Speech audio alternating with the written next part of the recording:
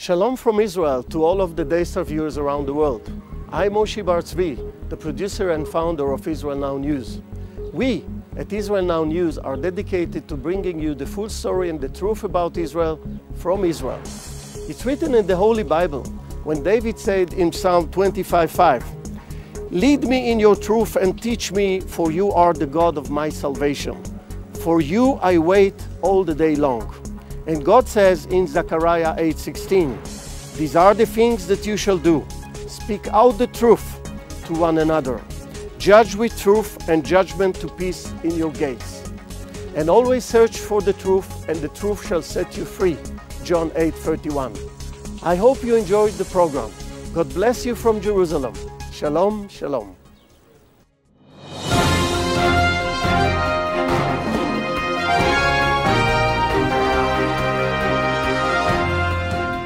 Welcome to Israel Now News. I'm Yochanan El-Rom. And I'm Erin Viner.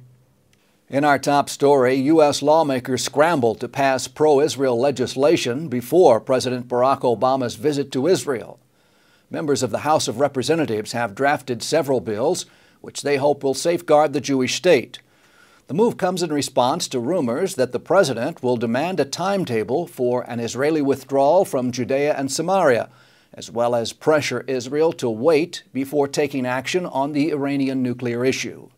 The Senate, meanwhile, has called on the Obama administration to provide diplomatic, military, and economic support to Israel if the government of Israel is compelled to take military action in self-defense.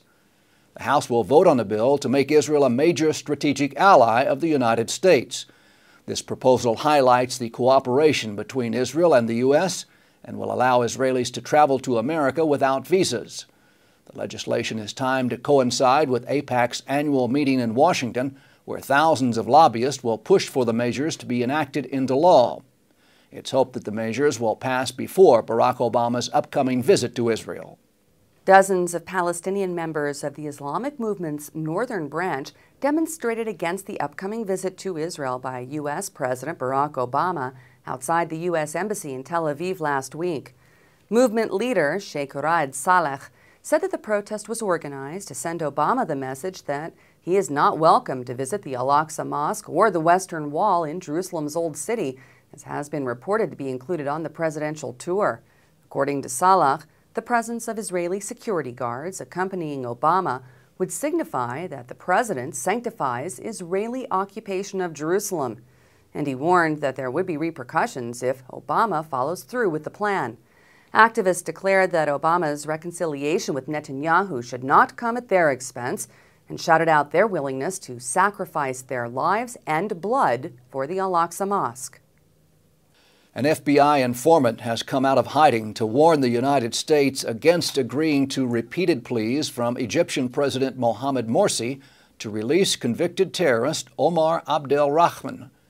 Sheikh Rahman is a vicious extremist who plotted the 1993 bombing of the World Trade Center, which killed 6 people and injured more than 1,000.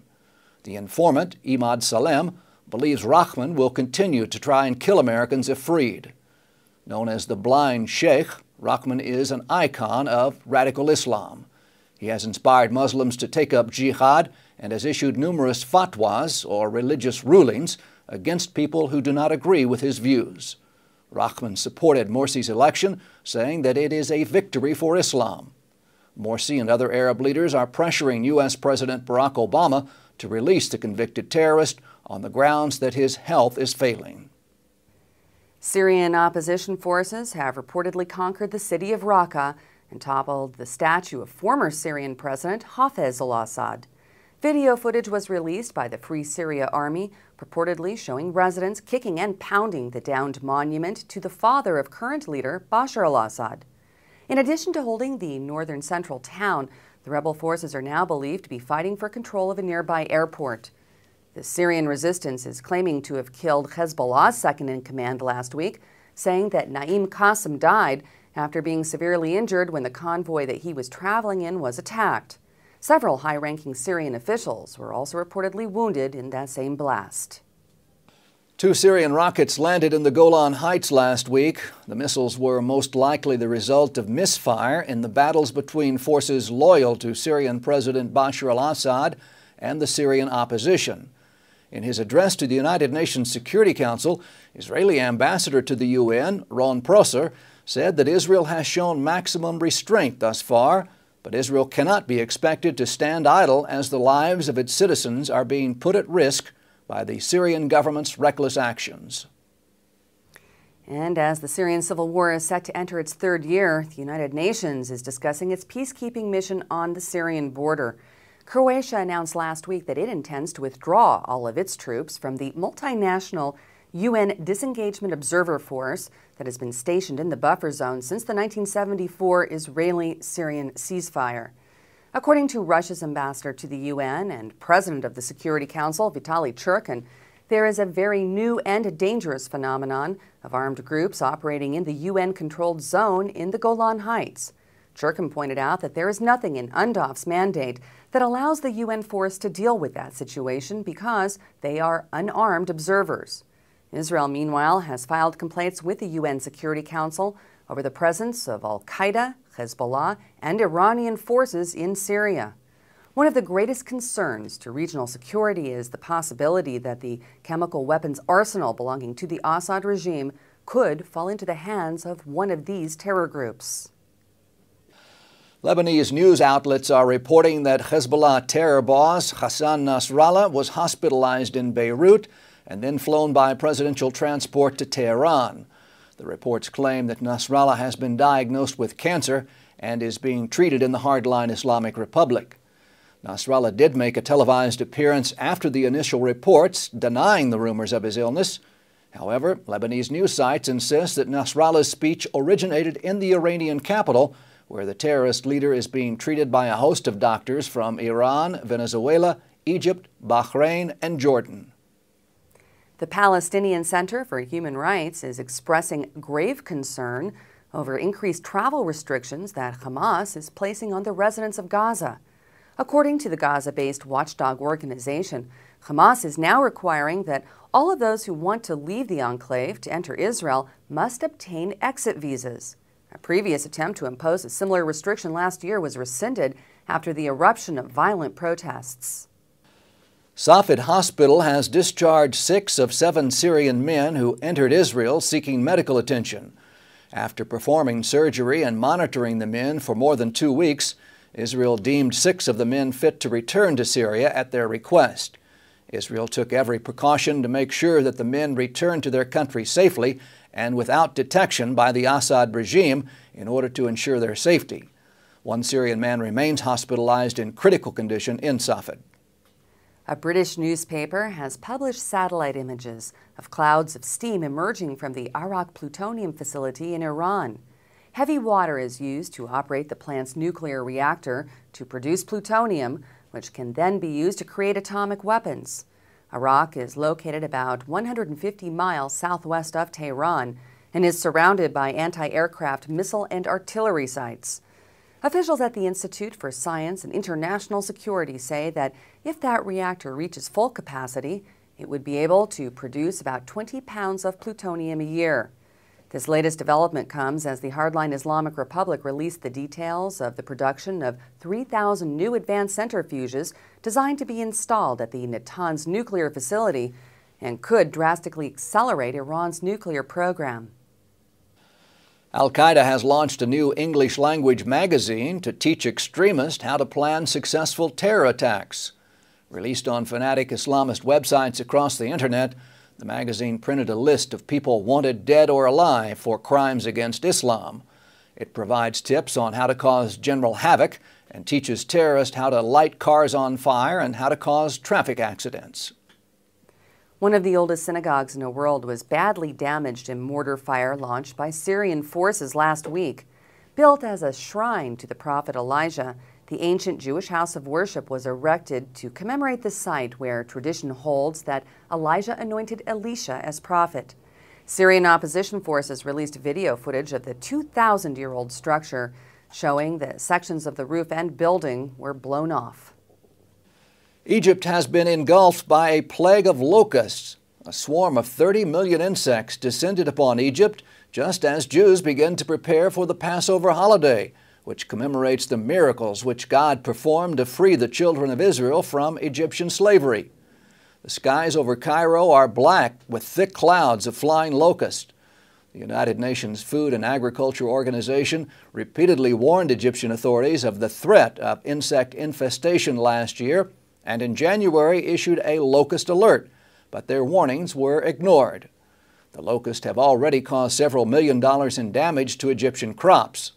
Small swarms of the winged insects have already been reported in part of the Gaza Strip, and the Israeli Agricultural Ministry has designated a special task force to prepare in case the infestation spreads to southern Israel.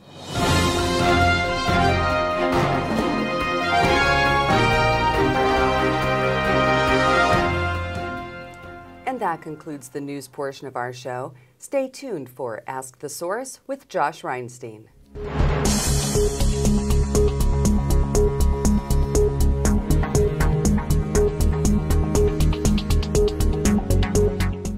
Hello and welcome to Ask the Source. I'm your host, Josh Reinstein, and we're here on a beautiful day in Jerusalem on our rooftop studio.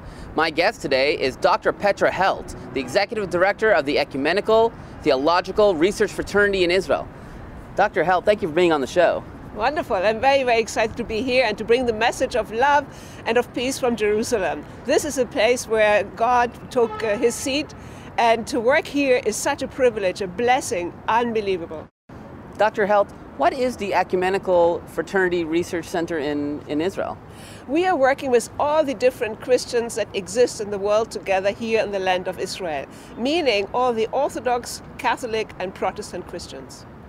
You know, it's interesting that there are those who support Israel who are more Bible-believing, believing in covenant theology, and those who even divest from Israel who believe in replacement theology. Why do you think there's such a difference in the way different Christian denominations handle the issue of Israel? Many Christians here in the country, the Orthodox, the Catholics and Protestants, they are Bible-believing Christians. And I would like to underscore the Orthodox as well as the Catholics. They are Bible-believing Christians. There are others who are not so much going with the Bible, but rather with an agenda. And the agenda is, this country belongs to us. Where did this idea of replacement theology come from? The early church, had no concept of this. How has this become so prevalent in Christian theology? Right. In the early church you won't find it, but when the Muslim conquest started in 639 here in Jerusalem in the 7th century, they claimed this is their land. And when the Crusaders came to reconquer the land in the 12th century, they said, no, it's our land, it's us. And this is how they brought the message of the land belonging to the Christians only in the 12th century to Europe. Dr. Helt, you were just honored by the Knesset Christian Allies Caucus and the World Jewish Congress for your commitment to supporting Israel and working with Israel. Why have you dedicated your life to supporting Israel through education?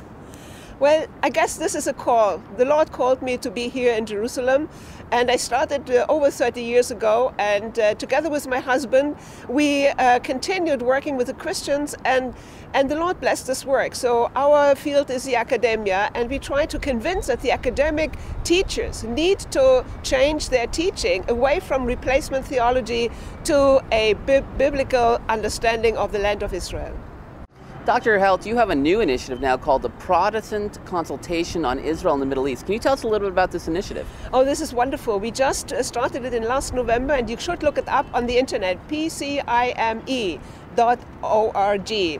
It is a consultation of Protestant pastors from all over the world who are fed up with their leadership of the churches that are so much anti-Israel, who support the Palestinian cause and the BDS, that is a boycott, divestment and sanction of Israel, while they are Bible-believing Christians and say, no, we don't do this. And since they are shunned away from any kind of hierarchy, from any kind of doing work really in the church, we started to collect all those people in order to give them strength and to start a virtual church, if you like, that is full of Bible-believing Christians. You know, one of the things that is just so puzzling is that mainline churches in Israel have complete freedom of religion. It's the only country in the Middle East where you have freedom of religion. They have property rights, they can have freedom of movement.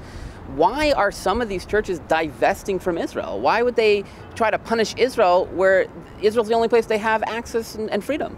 Well, it is that they have put on their agenda a political idea. The political idea is liberation theology, it is human rights theology, and is very much hooked up with a Muslim aspiration of the land. So that's where it is. You know, we've had Christian leaders in Israel who are from mainline churches saying that they are Palestinian first and Catholic second. Why is there such a cooperation at the leadership level, even though not at the grassroots, with the Palestinians who are persecuting Jews in ways persecuting Christians in ways we've never seen before? That's right. It has to do with power. You see, you go with the one who is supposedly more mighty today in the world, and that seems to be the Muslim cause, and that seems to be the main leadership of the established Protestant churches like the World Council of Churches and other churches, and so they don't want to lose their powerful positions, and this is why they're doing it. Recently, the Pope just stepped down. How will this affect the relationship between the Vatican and Israel? I don't think it will affect it very much, because it's not only the Pope who directs the policies of the Vatican, but it's a whole gremium of people, or the cardinals, etc. And I'm quite sure that it will continue in a particular way. We have to be careful, though, that it is not continuing only in an interreligious dialogue situation, by which Israel and the Jewish and Christian dialogue is phased out, and we have to make sure and point out that we need to have a continuation of the Jewish-Christian relation. Dr. Petra Helt, there are literally tens of millions of people watching this show. What message do you have for our viewing audience? I think that you are wonderful people. You love Israel because you love the Lord. Continue to love the Lord. And then also continue to tell the truth about the situation of Israel. The truth is that Christians here in Israel have a free life. They are supported by Israel. And there is a cooperation between the Christians and the Jews in Israel. And that is the only way for Christians who are so miserably persecuted in the world, in the West, in the Middle East, that they will get any help. They only get help. The persecuted Christians in the Middle East only get help if they have the support, the honest support from the Western churches. This is what I would like to ask you to do: to support the Christians, the persecuted Christians in the world, and Israel, because you love the Lord. Thank you, Dr. Helt, for being on the show, and thank you for tuning in to Ask the Source. I'm your host, Josh Reinstein. Now back to the studio.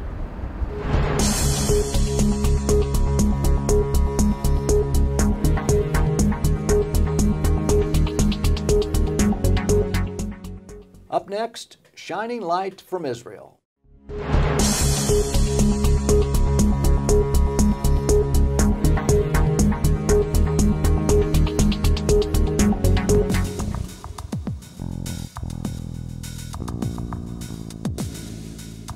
Hello, I'm Jonathan Elkins, and this is Israel Up Close. A recycling revolution is underway in Israel's infamous Chiria landfill site on the outskirts of Tel Aviv.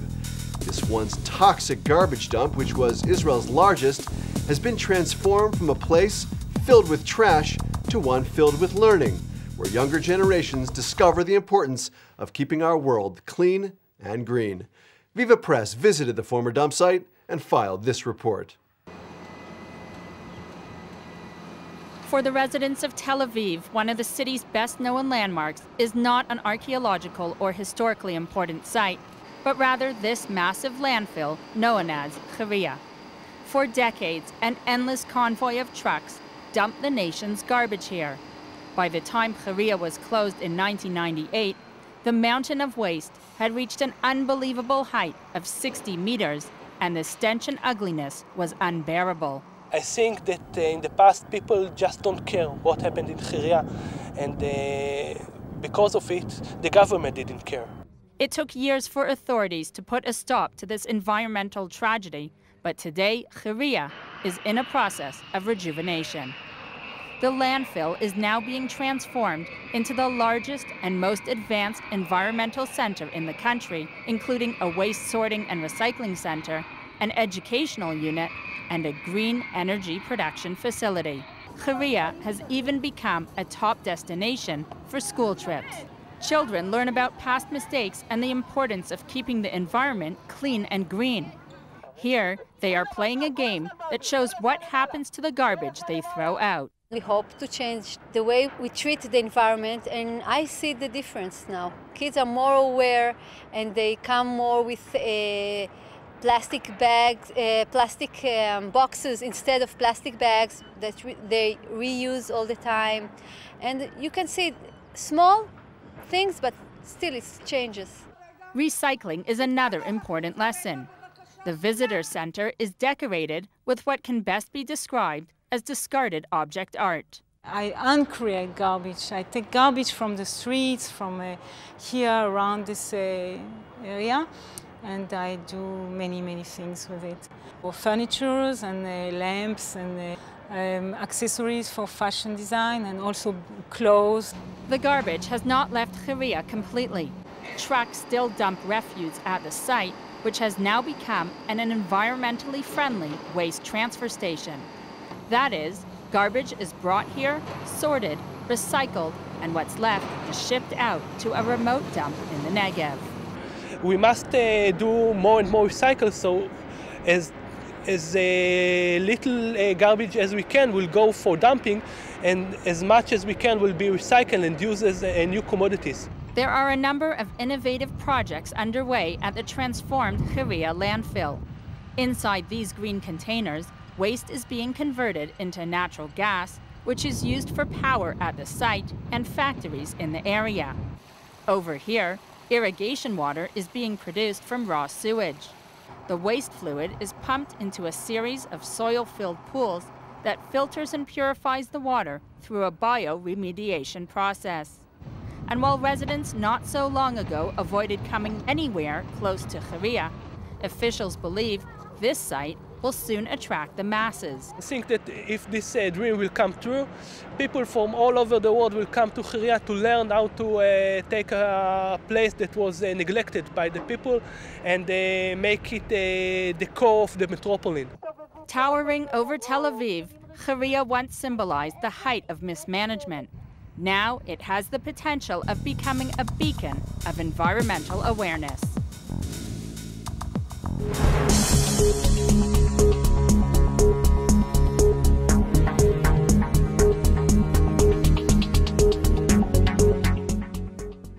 Please stay tuned for the ICEJ report from the International Christian Embassy, Jerusalem.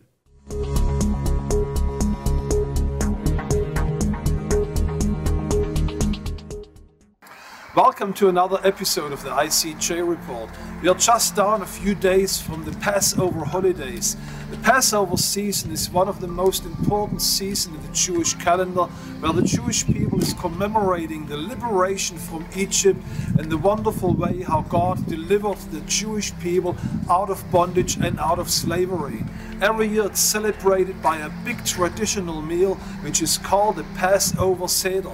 And the International Christian Embassy over the past few years helped many hundreds of families all over this country to celebrate this Passover Seder in a way which gives them dignity and also the joy of that holiday. Today we have with us the aid director of the International Christian Embassy, Nicole Yoder, which is working in that field for many years. And Nicole, welcome to that program. And also I would like to ask you, we are helping those hundreds of families over the Passover season. If you look to Israel, it's a very wealthy country. Is this aid really needed? It certainly is really needed, Jürgen. I know that about almost 25% of the population in Israel today live below the poverty line. And particularly at the holidays, welfare departments are flooded with requests for people wanting to celebrate this holiday with dignity. So what are the typical people which we are helping now in this coming holiday season? The people that we're assisting are single-parent families, elderly, maybe new immigrant families, families who maybe are suffering from illness, sickness, and they're living off of government pensions that really give only a minimal subsistence for them. I know you met over the years which you are working hundreds of people here in this land. Could you give us some examples in particular relating to Passover, what you experienced over the past years? Well, one family particularly comes to my mind. We were delivering food packages to families at the holiday, and this family, when we came to their door with this package of food, The woman saw the food and she just burst into tears. Wow. She's a single parent with 2 children, a Russian immigrant whose husband had left her due to alcoholism, and she couldn't speak Hebrew. Her 7-year-old son translated for her. And I just remember from that visit how that apartment looked like someone had moved out of it with a few pieces of broken furniture in it and this weeping woman. So this help is really touching lives and changing lives. Absolutely, absolutely. And how is it with the welfare organizations? Because I understand from living for so many years here on this land that sometimes help from Christians can be looked with quite some suspicion upon. So do you have some testimonies from them? You know, social welfare has always been so grateful. I remember talking with different social workers who don't really have budget to answer all of this need. And so they've come to us actually asking for help. And we've received some warm thank you letters. I have one here with me of a social worker who told us that 70 families in her department received help at the holiday that wouldn't have received it or been able to celebrate with dignity without that help. And she tells us that the fact that there are Christians around the world who understand the crisis that these families are in and are willing to help them, it gives them hope for a better tomorrow. And that means also the help what we are giving to people, you always make sure that people understand this help is coming from Christians. Absolutely. Every gift that we give out goes with a card that gives holiday greetings from Christians around the world. Well, thank you so much, Nicole. This is very exciting what you are doing here in this land. And this means also to our listeners that there's a very practical way how we can really touch the lives of hundreds of families here in this land and make a real difference. We have put it on our hearts this year to double the amount of people which we want to bless over this Passover season, and we want to invite you to partner with us. Only $100 can make the difference for an entire family. So if you make a donation of $100, you can change the Passover season for one family here in Israel, and we will make sure that this family hears that there are Christians all over the world which do care for them. The Passover season is a celebration of harvest. The Passover season in particular commemorates the first fruits of the harvest, which represents the entire harvest for the entire year.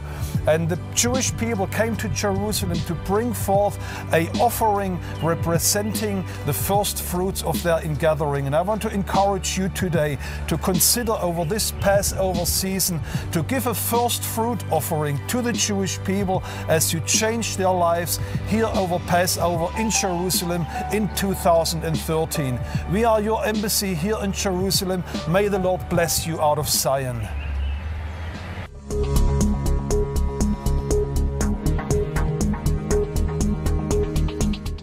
That's all for this edition of Israel Now News. I'm Yochanan El Rome. And I'm Erin Viner reporting from our studio in Jerusalem. Please join us again next week for all your Israel updates.